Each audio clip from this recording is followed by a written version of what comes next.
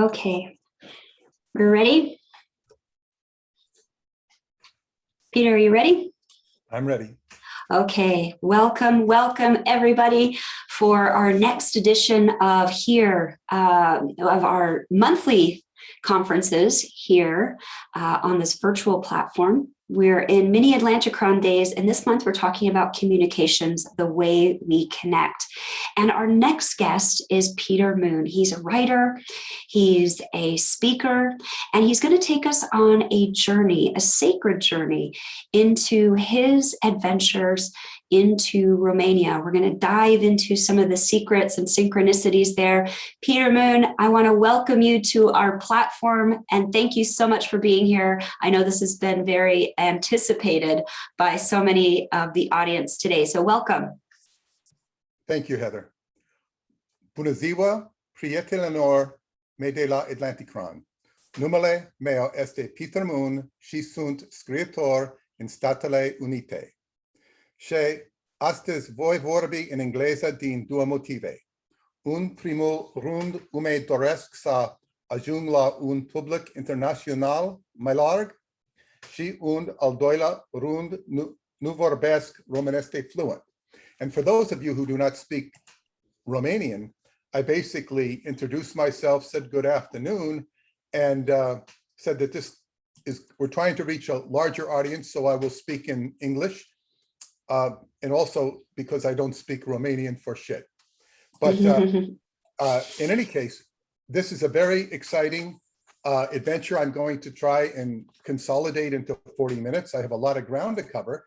And you see here on the slide a picture of a white bat and the Romanian Sphinx. Now, this whole Atlantykron begins in 1989. It begins with the dream of Serene Rapanovich, who used to camp on the island, and he formed a science fiction camp.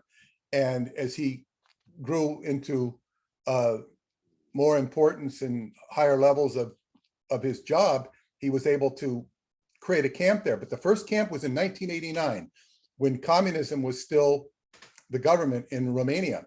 And shortly, now the Atlantykron is said to be a magical place. It transforms lives. I don't know anybody whose lives have been transformed more than my own, although there are many, and I can't compete with them. I do have a more public persona, so it will be more aggrandized for that reason. However, Atlantykron is a place and location that transforms lives.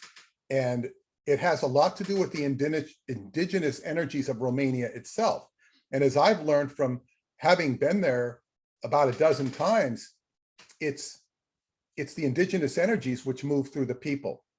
So it's very important that I share that, because my whole writing career was started right after Atlantykron happened.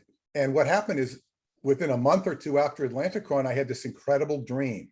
And it was a dream where I was in this area, and my dream was this is Pulinari Fortress of Vlad Tepes. Vlad Tepes is somebody who has been portrayed in literature and movies as Dracula. But this is his fortress that was in the higher hills separating Transylvania from Wallachia. He was a prince of Wallachia. I think it was Wallachia, it was separating, but he protected Transylvania, and he protected it. And this was his fortress that people had to try and get across. And I had a dream that I was in this fortress. Now, but just so, here is a shot of Bran Castle. This is the tourist false version of Dracula's home. He never lived there. It is a complete tourist contraption with a lot of Dracula memorabilia, what they can dig up inside of it. I don't recommend people go there. It is not the most popular tourist attraction in Romania. That is the Sphinx, which I showed earlier.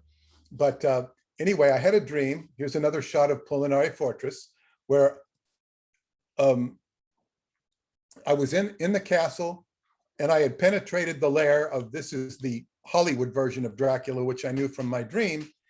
And he chased me because I'd gotten too close. He chased me. until it became sunrise. And at sunrise, I turned around and chased him because he had no power in the sunlight. I grabbed he turned into a wolf. I grabbed the heels, then he turned into a bat and then into a white bat. And the white bat identified himself as the yin of the yang, the different version, the anti-Dracula, so to speak. And this was a dream I had. I eventually would turn it into a book, but this was a precursor to all of my experiences as a writer.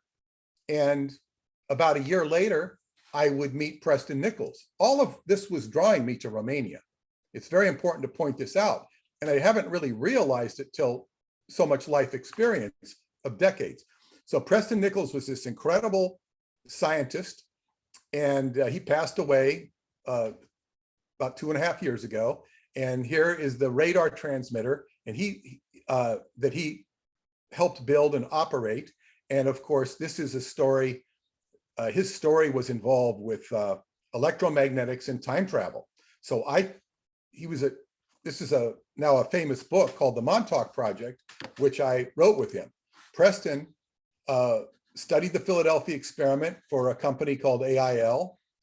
He was involved in Brookhaven Labs, all of which were these secret experiments that eventually resulted in Montauk, and according to his experiences, time travel at Montauk. The book was published in 1992, 3 years after Atlantykron started, and it excited a lot of people. It created a lot of interest. It created a new career for me, and there are many sequels to the Montauk Project. It's an adventure. I've been in business as a writer and publisher for 29 years now. So, and then this work, this is how I got to Romania, caught the eye of Dr. David Anderson. At that time, he had the Time Travel Research Center on Long Island, within an hour of my home and where I worked. And that the Time Travel Research Center is now the Anderson Institute. You can go to the Anderson Institute if you want to look at his website. And David was a scientist, and he came to our monthly meetings. And he approached me and said that he had invented something he called a time reactor. And this is a sort of a crude drawing that he made of it for patent application purposes. But it basically, at the time he met me, it could slow time down and speed it up within about the size of a soccer ball. And it was being funded by the medical field that was very interested in preserving organs, because if you need a heart or a liver, it only has a short shelf life.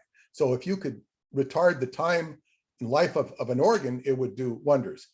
David, when he met me, had just returned from Atlantykron. And this is a picture of Atlantykron Island. You can see some tents there. You can see some boats. It looks like a Coast Guard vessel there. And this is sort of a home for me, a home away from home now. I've been there so many times.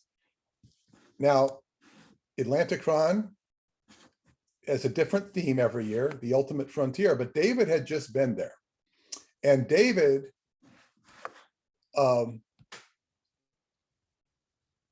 missed a step here. Okay. Eventually, so David was a very interesting character. He had helped put together my first website. He befriended me, and there's a lot of adventures with David and I. They kind of, he was always kind of obscure and mysterious, but he had to, but in the meantime, he had to go out of the time travel business in 2003, it was. But anyway, there was in the meantime, the Montauk Project had been translated into Romanian language. And here is a picture of the Romanian version. And I stipulated that they dedicate the book to him, which they did, which he appreciated. And many of the sequels of Montauk have been translated into the Romanian language as well. Daksha Publishing, for those of you in Romania, can look into Daksha publishing. Now, eventually, the Montauk project, when it was published in Romanian, caught the eye of somebody in the Romanian intelligence service. And his pen name is Radu Sinamar, or Radu Sinamar. But we, in English, everybody refers to him as Radu, or Radu. But anyway, he published a book. Well, he wrote to the publisher and said, I have a book, would you like to read it? And this book was eventually published in Romanian because of the Montauk project. Actually, that's what caught the eye of the author. And the whole publication house was founded on the Montauk project, Daksha. There's a whole story behind that. But anyway, Atlantykron, Montauk, all of this sort of is influencing me. And it influenced David because David had just returned from Romania for the first time. He was asked to be a speaker there to fill in for somebody who couldn't make it when he was in Germany. So as soon as he got back from Romania, he contacted me. He already knew who I was, but he felt impelled to contact me and told me there was a woman he wanted me to meet there. Her name is Mihaela Muraru Mandrea. And I'll just refer to her as Mihaela. So he said, oh, this woman is very knowledgeable, and I'd really like you to meet her. So in the meantime, David, this book has been translated, Radu's book, and I will just touch on that a bit. Many people who are listening to this are already familiar.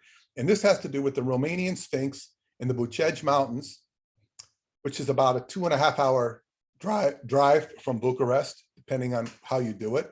And here you have the Sphinx on the left and Babele, a stone structure on the right, which means old women. And I would say old wise women, but that's what it would represent. And in between these two structures, which are 100 yards apart or so, they're not very far apart. If you go down about 300 meters, you will find this mysterious chamber, according to the author. And he writes about this. And there's a whole adventure of how they open this thing up, because it wasn't easy to penetrate. It involves collaboration with the Americans and with the Romanians. It's all done very secretly. Here's a picture of the two structures with what is below. And the long and short of this is that Romania now becomes a part of NATO and is now closely allied with America, all as a result of this secret project. So finally, David was there in 1999. I have a newsletter, and here I published that he invited me to Romania, where I went to visit him and the Sphinx. Now, here we get to the next aspect. One of my first encounters was not at Atlantykron, because I was going to have a 3-day cultural tour of Romania. I ended up at a place in a beautiful mountain town called Sinaia, which is like Sinai, same name, only it's pronounced Sinaia. Peles Castle. This was the summer home of King Michael, who was one time a regent of Romania, but he abdicated his throne. He's passed away now. Now at Peles Castle, I was approached by a beggar, and he wanted money. He's a very unusual man. Anyway, the long and short of the beggar, I didn't know this, but I didn't give him anything, because all the Romanian money I had was a portion. I was, leading this group of us. There were 2 other people with me. I didn't give him anything. And then later, when I got home, one of my friends who was with me sent me this article about the Solomonari, and how the Solomonari are the indigenous spirits of Romania. This name Solomonari means sun and it means moon. But in that respect, you could call them the people of the sun and the moon. This word exists far before King Solomon, although that will not necessarily be backed up by outside academics. But outside academics have a lot of misunderstandings and an agenda against the Romanian culture and the history. So I learned about the Solomonari, and that they would sometimes appear as a shepherd or a sheep or a beggar. And when they appear as a beggar, they're testing your heart. And if you give them something, they will open the heart of Romania to you. Very important concept. This is all an energy and experience that's being presented to me. It's not something I was seeking. Of course, I was introduced to the Sola Minore on different and deeper levels.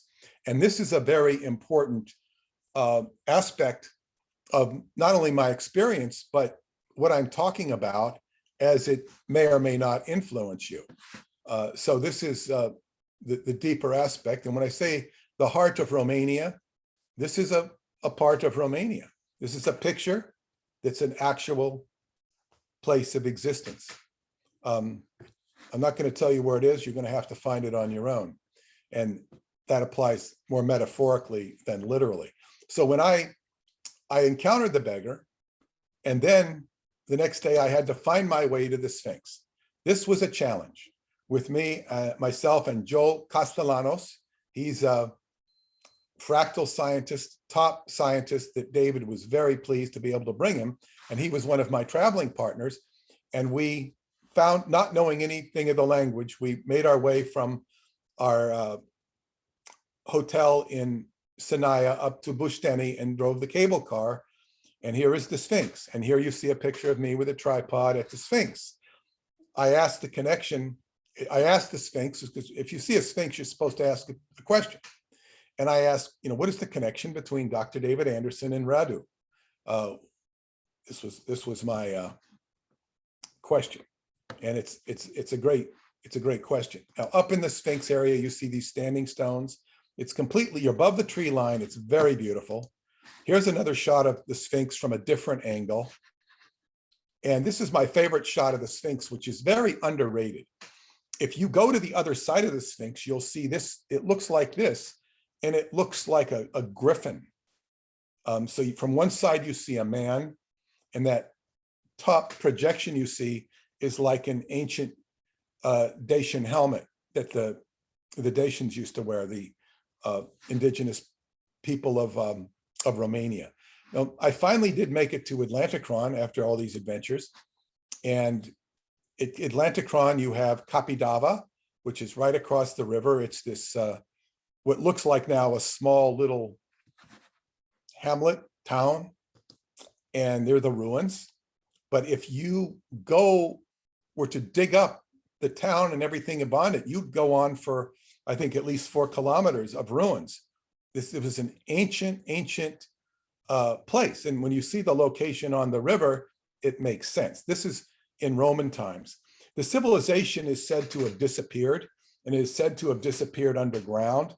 This is perhaps more legendary, but there's also historical references to it where you've had great disappearances of people. And this does not mean that they were killed. It means that they disappeared. This is, of course, open to debate. Finally made it to Atlantykron. And Atlantykron, this is a shot of Atlantykron, because I know many of you are not familiar with it. And here you have seminars being conducted out in the daytime. You see a boat, a houseboat down to the left. There's usually 3 or 4 boats. And these are used for seminars. They're used for sleeping. I usually sleep on one of them or inside one of them. And they provide a lot of function and make it a little less primitive. Now, here you see a performer. He calls himself Sick, his nickname. He's performing. And there are performers. There is a music program at Atlantykron. There are also lectures, slideshows at night. We've recently featured the JPL people that have run the Mars rover and whatnot. That's always been very exciting. Here's more lectures and workshops. And I shared in these. I participated in them both as a listener and as a lecturer. But now, what I learned when I finally met David's friend, Mihaila, she told me of Sarmaseja-Tuza. This is, I'll speak about this. But Mihaila was very interesting with David. When I got to the island, I got on a boat. I didn't know if this was the woman or not, but it was her. She does not speak English. So I always go through a translator with her. But she explained to me that when David first got to the island, he got in a boat with her. So there was really a strong connection. Mihaela told me about Sarmisegetusa, as did Florin Montanu. He was one of the top professors in Romania. He's retired now. He's still a top person. He's a super teacher. He's loved by his students. And he told me about the history of Sarmisegetusa. He was actually doing a videotape with me. And he was, he speaks English. So it was very interesting. He was telling me of the history of Sarmisegetusa, but every time he would begin to bring it up, we were doing it in one of those boats, somebody would come in and disturb. They would open the door and they would open it obnoxiously. Not that they knew we were there, but we would be, every time he would mention the word Sarmisegetusa and start to talk about it, there would be an aggressive disturbance from somebody or somewhere. They could have been coming in to go to the bathroom. They could have been going in to get a bathing suit, but it happened so much. And we both noticed it, that he could no longer continue it. He was just, so this was spirit telling me that there's something about this area. And of course, what Florin told me is the history of Zalmoxis, is the patron god of Romania. And Zalmoxis was initiated by the Solomonari, by tradition, by legend, in the underground for 4 years. And called the underground, the inner earth, in the caves, whatever. But it was very specific that he was initiated in the underground, and then he transformed from the human state into a god. Zalmoxis is a whole nother subject. There's at least 300 books in Romanian on Zalmoxis. In the Romanian language, I've been told that which one of them is good, and I was told none of them, because it's not that they're no good, but to understand the God is not to be read in a book. So this is a very important theme. This is the whole hallmark of indigenous Romania that I was being introduced to. So this was in 2008, and here is a little map of, and you can see my cursor here, of Transylvania. Hunedoara is the general area of where Sarmisegetusa is, right in this pocket. You see it's surrounded by mountains. It's in southern Transylvania. Going along the bottom here are the Carpathians. They curve upwards. And Transylvania itself is in a pocket where it was protected by the mountains during the Ice Age. There's also huge numbers of caves. And during an Ice Age, it only goes to 50, it's only 55 degrees in the caves. You have water. So they had an abundant supply of water, and people could survive the Ice Age, and people emerged out of this area to form the European and even go east into Asia population after the time of the Ice Age. So in 2009, I said, I'm going to go to Sarmisegetusa. And I made arrangements to do this. And but before we went, I was attending Atlantykron, and David lectured for the first time. He did extensive lectures, time control technologies and methods, time warped fields. And here he says, time warped fields use energy within our curvatures of space-time around a rotating mass or energy field to generate containable and controllable fields of closed time-like curves that can move matter and information forward or backward in time.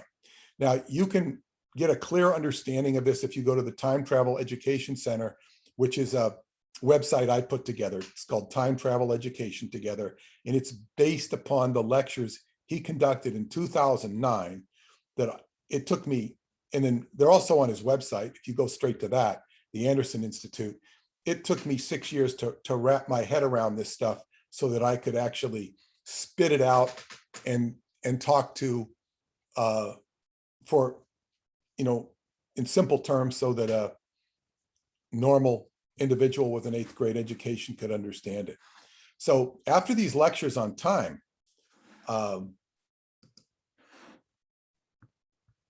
it's another shot of Pellé's castle with the beggar. the Solomonari, I was escorted to Sarmisegetusa with the help of this lovely young lady on the left, Nicole Vasilkovsky, who's from Suceava, and her friend Cristina Balan from Suceava accompanied us because she didn't want to travel alone. So she was part of our sacred journey.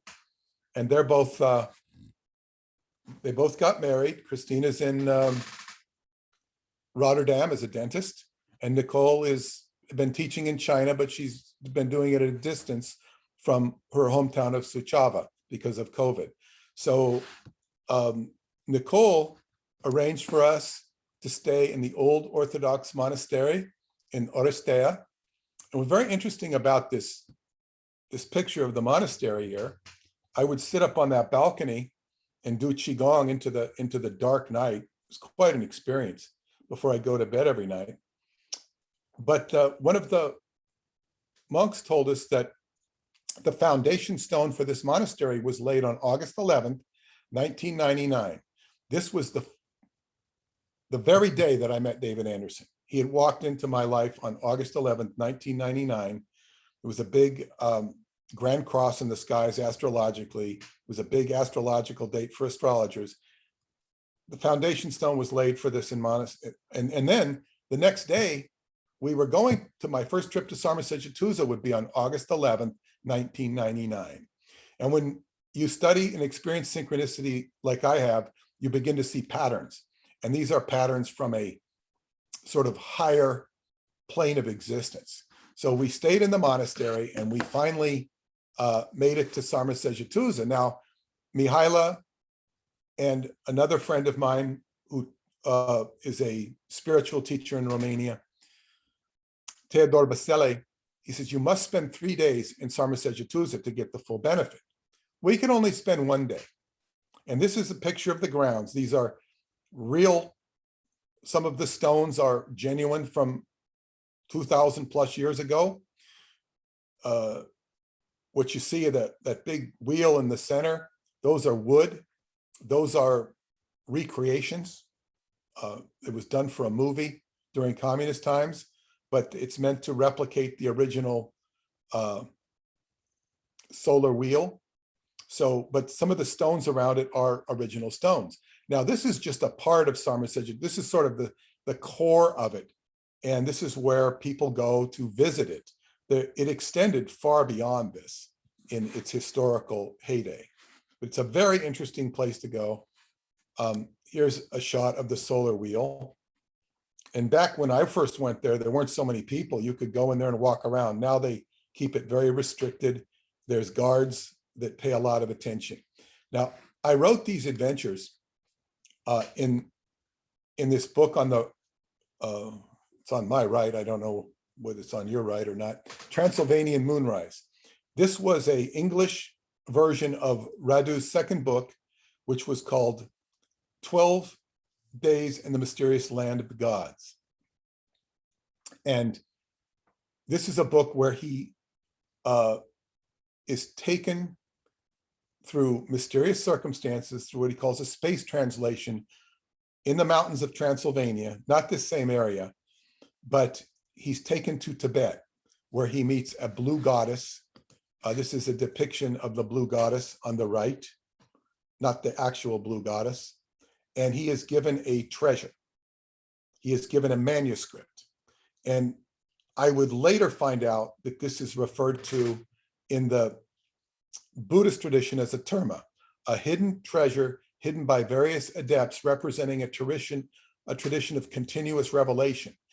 The tertan is the adept who reveals a terma through his own mind stream, and it can take years to reveal. In this context, this blue goddess that he met in a cave gave him this manuscript, which he had to take back and translate.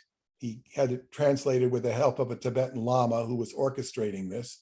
And Radu became the tertan, the adept who reveals a terma. Now, Radu does not tell us any of this, but these, according to Buddhist traditions, these things were planted by Padmasambhava,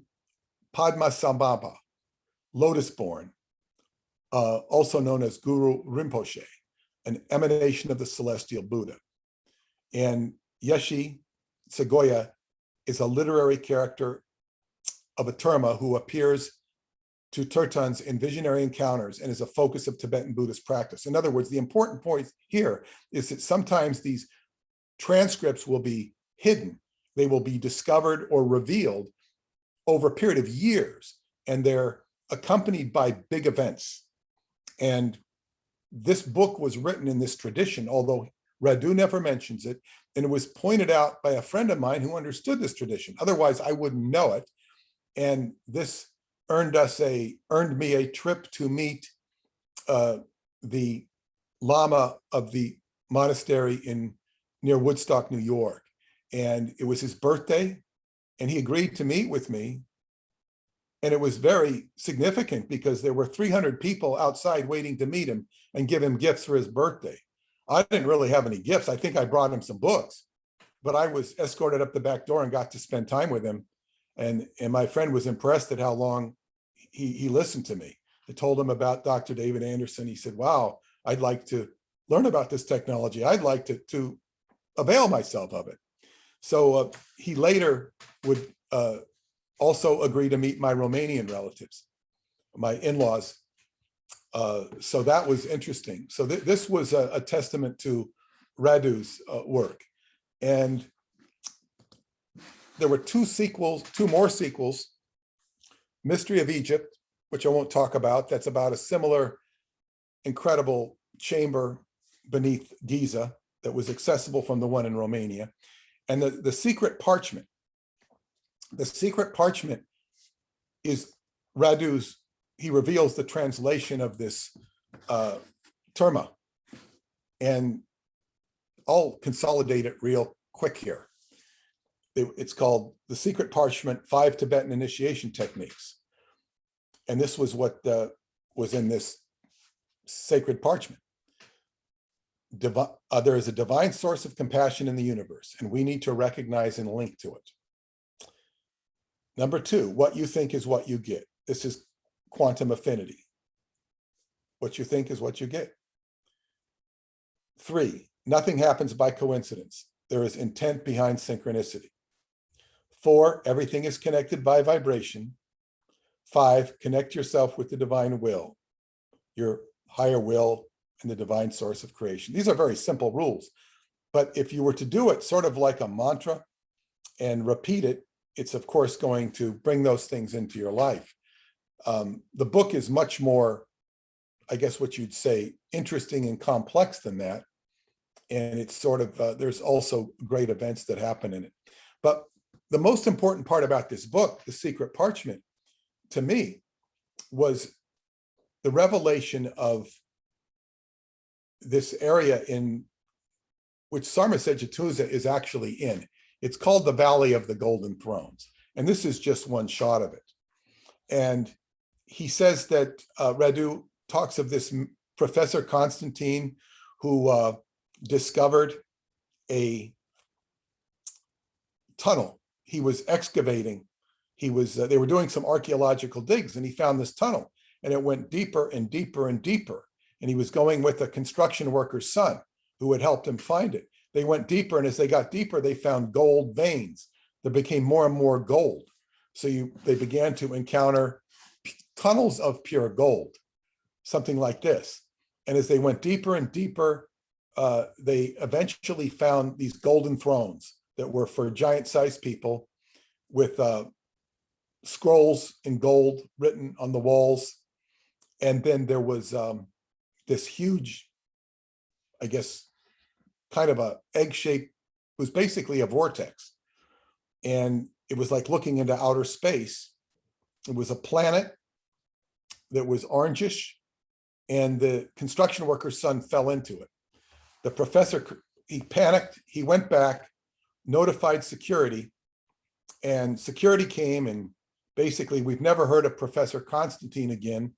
Radu Cinemar's mentor, Cesar Brad, he took notes on it. He met the professor before he was taken away, and this became a great state secret, according to the book, Secret Parchment. it was the greatest secret, and he discusses it in the book. But basically, what is important here, in my experience, of course, this was a story, and it was an incredible story. And I went, and I would say there are more stories, because there have been other sequels to Radu's writings. Inside the Earth, where he goes deep into the bowels of the earth and meets other civilizations, discusses the physics of the inner earth. Forgotten Genesis, A History of Mankind, and recently released The Etheric Crystal. You can go to skybooks.usa.com to look up more about these books. Now, in 2012, I was asked to come back to Romania by Jeanette Crowley. Jeanette Crowley is a spiritual medium, and she's got a big following, and she was at the Sphinx because her guides had led her there. And when she was talking, she says, there's something up here. There's something underneath the ground. And one of her Romanian friends told her about the books that Radu had done, and that I had published them in English. So Jeanette called me, and she brought me back to Romania. She brought me back to Romania in 2012. It was very important. And of course, I told her where to take the group. I said, don't take it to Bran Castle, take it to Sarmisegetuza, and take it to the Sphinx. And so she planned this trip, and it was a wonderful trip for a lot of people. But I would find my way back to Peles Castle. In fact, after our opening dinner in Bucharest, boy, we're running out of time. I will have to go through fast here. Anyway, I found a beggar. I gave him something, and he blessed me. This began to bring a lot of experiences. We climbed to Mount Omu, which is near the Sphinx, about a 3-hour walk. And this woman, the bottom in green, Vonda Osmond, she was on the trip, and she says, Peter, you have to come back here. So I came back. She brought me back the next year, whereupon I discovered that I was working on this book, The White Bat, which is now a book. And I was told that a white bat was seen in Mashande's cave on August 7th, 2013, just 3 days before. So I said, wow. I would later discover there's a whole species of white bats in Romania that zoology knows nothing about. I've seen a picture of them. That's the only proof I have. The next year, I would go back to Sarmisegetuza, and you talk about the heart of Romania being given to you. I met this beautiful woman you see on the left, Paula Maassen, who became my wife, and she's been with me for 6 years now in America, and she's now an American citizen. And this is her mother on the right, Tamarinda Maassen, whose teacher was Herman Obert. Herman Obert was the father of the Romanian, the German and the American rocket programs. He was repatriated to the United States. He was a Romanian from the Germanic city of Sibiu in Transylvania. So I would return to the Valley of the Golden Thrones, and I would then be brought with Paula to Choclabina Cave. And I need to cover this. We have a few more minutes, Heather? Yes, we have about 15 more minutes. I can give that now. Choclabina Cave, I was brought here by an archaeologist, and he wanted to show me. I didn't ask to go there. I was brought there with Paula and a couple of my American friends and another Romanian friend or two. And okay, so he shows us this cave. In the meantime, Dr. David Anderson has released his time reactor patent application. And he gave this to me to publicize. There's a whole story behind that. And I was later able to clarify it and put some of the principles he taught me into the Time Travel Education Center. These are, I don't have time to show all these different slides, but you can see them in detail. where I discussed the time reactor. And I'm going to say this is important here. David just sort of coined a word, space-time motive force. People know about other types of energy, but this is a different type of energy. And this is called the potential energy in the twisted fabric of space-time is coupled or bridged from a distant point to the local power collector array in the time reactor. This coupling of 2 points accesses what Dr. Anderson has labeled space-time motive force, with the ability to produce high energy and time warp fields, allowing the containment and controlling of fields of closed time-like curves. It's a mouthful. You can study his website. What's important here in this narrative is that in 2015, I had gotten married to Paula. I wrote to David and told him. And by coincidence, it was my birthday. He didn't know it was my birthday. He called me on the phone to congratulate me on my marriage. As a result of that, what followed from that, I was going to do a podcast with him. And his earphones didn't work for the podcast. So we ended up having longer conversations than I've ever had. And they were meaningful conversations, not just shooting the breeze. Sometimes he's more comfortable shooting the breeze than he is talking about meaningful subject, because there's a lot of security around the work he does. But anyway, he told me that, I said, what can you tell me about Romania?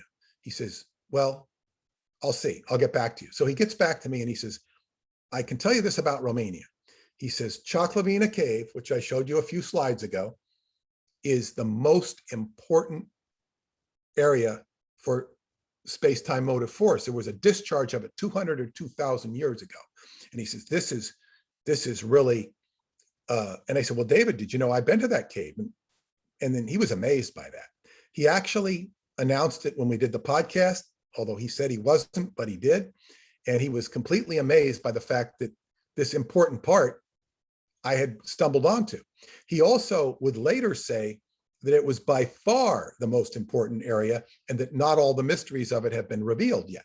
Now, part of the reason for that, or the evidence, was there's a very hard to pronounce mineral, hydroxylelastidite, from Choclavina Cave, and that high concentration of heat, he said, would have to be from space-time motive force.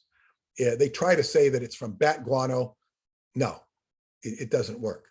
So David was mystified. So this made me want to return to Choclavina Cave. And I went back several times, and I will spare all the details, but basically the next time I went back, we found that there was another cave. And I had also interested one of my Romanian friends, Theodor Veseli, and he started going investigations up there. And he got into the cave and found bones, he said, were of a giant. He took pictures of them. He said they're giant bones with bare bones. He went in about 3-4 kilometers into the cave with a group. You have to be very careful with a mask and whatnot. This is called the dry cave. The cave I showed you earlier is the wet cave because it has a river running through it. The next year, I went back and discovered a camp nearby. And that's now a second home to me. And one of my main goals in Romania is to connect these two camps. I have I've collected money to put up a ham radio station there at the camp. I consider it a sister camp, but I'm making it the camp. I'm making it the sister because I've encouraged Heather to come there. And in 2019, I was actually invited into the cave because one of the traditions of the Solomonari I was taught was that you go to a cave and you meditate. You ask to be invited in. He says you will be invited in most often in thought, in metaphysically, not physically. Sometimes it'll be physically. Well, after my 4th trip to the cave, I was invited in physically. I went about a mile deep into this cave, and you can see we have this is me with the headgear, with the wetsuit and the boots, and you're wading through water, and it was quite an adventure. Here's me with Suziana. She was my best student at Atlantykron, and she invited herself to come on the camp, to come on the trip. and I knew her mother, so she came with us with, and so what's important here is that you're initiated by the cave, and the people of the area of Romania, the indigenous energies will bring you into the cave. They will initiate you. So here, this adventure that started with this dream of the white bat was pulling me all the way. And now, Heather, I get to the punchline of the entire presentation. You see, I've now by default become part Solomonari, and I'm inviting you into the cave. Wonderful. And in turn, David, because David is the one who brought me to Romania. And this is his cave. I mean, it's not his cave, but it's like, it's his baby. And I don't think he's ever been there. And I will also say this, it is my distinct impression, and no one has to comment on this, but David was going to Romania for 10 years, and then it stopped. And there are, as far as I've been able to determine, political reasons why he's not there anymore. But what I will stress is that all of these powers in the cave are the powers behind the power. So these are quote unquote political strings, spiritual strings that can be pulled to bring him there. And this is my adventure, and this is where my adventure doesn't end, but is sort of the stopping point. So with that, that's my presentation. There are many side tunnels and details to all of this, and I wish I had time to add more. But so welcome, Heather, and to everyone else. Welcome to the cave. Welcome to the cave. And there's so many tunnels. The story is so deep and so rich, and it's every time you're unfolding a chapter, another one sort of reveals itself in a tiny tidbit or spark that comes in your path. And it's really been neat to be part of that. And we're looking forward to more. We're going to have your slides up on our website and this up on our YouTube channel. So we'll continue the discussion. And Peter, hopefully at our big main event, which will take place in August, Atlantykron, I may be virtual again this year. You'll join us for more of this interesting topic. I know a lot of people are saying, can we go longer, and can we continue the discussion? And I think we definitely can. Well, just one thing I want to say to add to that is my in-laws in Romania are saying, you're coming, we're going to see you. Paula's already going. She's going in next week. But she get in easy because she has citizenship. It's a little trickier for me. So they expect me there. I say, well, I don't have any plans. Maybe Atlantykron will take place in the physical world. But in any case, I also want you to know that a home is being prepared for me there. And this is not with any of my doing. It's all happening by happenstance. So I will have a more secure home in that area. And it's just a wonderful adventure. And thank you for, I mean, you've watched all of this take place because, you met me on my first trip to Romania. So that's right. Yeah. So with that, I would encourage everyone to dive deeper into everything that you talked about today, the books, the website. It's all extremely interesting. Get connected with the newsletter.